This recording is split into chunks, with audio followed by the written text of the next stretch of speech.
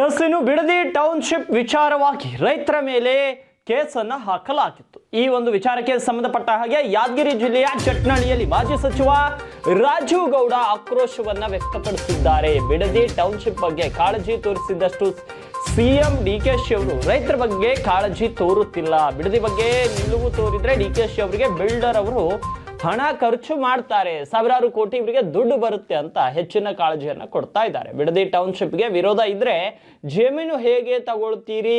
ಡಿಕೆಶಿ ಅವರೇ ರೈತರ ಮೇಲೆ ದಬ್ಬಾಳಿಕೆ ದೌರ್ಜನ್ಯದಿಂದ ಕೇಸ್ ಹಾಕಿದ್ರೆ ನಮ್ಮ ರೈತರು ಕೇಳಲ್ಲ. ಬಿಡದಿ ಮಂಡ್ಯ ರೈತರು ಹುಷಾರಿದ್ದು ಸರ್ಕಾರಕ್ಕೆ ಬುದ್ಧಿ ಕಲಿಸ್ತಾರೆ ಎಂದು ರಾಜೀವ್ ಗೌಡ ಹೇಳಿದ್ದಾರೆ. ಈಗ ರೈತರ ಬಗ್ಗೆ ನಿಲುವು ತೊಗೊಂಡ್ರೆ ಸರ್ಕಾರದಿಂದ ದುಡ್ಡು ಖರ್ಚು ಮಾಡಬೇಕಾಗ್ತದೆ. ಬಿಡದಿ ಬಗ್ಗೆ ಇಂಟ್ರೆಸ್ಟ್ ಹೋದ್ರೆ ಅಲ್ಲಿ ಬಿಲ್ಡರ್ಸ್ಗಳು ಇವ್ರಿಗೆ ದುಡ್ಡು ಖರ್ಚು ಮಾಡ್ತಾರೆ. ಸಾವಿರಾರು ಕೋಟಿಗೆ ಇವರಿಗೆ ಬೇರೆ ದುಡ್ಡು ಬರುತ್ತೆ ಅನ್ನೋ ಒಂದು ಉದ್ದೇಶದಿಂದ ಬಿಡದಿ ಟೌನ್ಶಿಪ್ ಬಗ್ಗೆ ಇವರು ಹೆಚ್ಚಿನ ಒಂದು ಕಾಳಜಿ ಕೊಡೋಂಥ ಕೆಲಸವನ್ನು ಮಾಡಕತ್ತಾರೆ. ಅಲ್ಲಿ ರೈತರ ಜಮೀನು ಕೊಡೋಕೆ ಇಷ್ಟ ಇರಲಿಲ್ಲ ಅಂದರೆ ಇವ್ರು ಫೋರ್ಸೇಬಲಿ ಹೆಂಗೆ ಜಮೀನು ತೊಗೊತಾರೆ?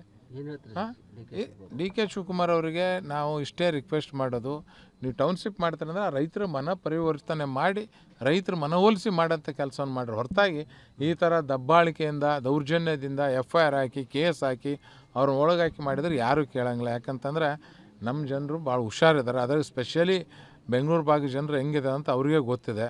ಅದಕ್ಕೋಸ್ಕರ ಆ ಜನರ ಮೇಲೆ ದೌರ್ಜನ್ಯ ಮಾಡಿದ್ರೆ ನಮ್ಮ ಥರ ಅವ್ರು ತಾಳಂಗಿಲ್ಲ.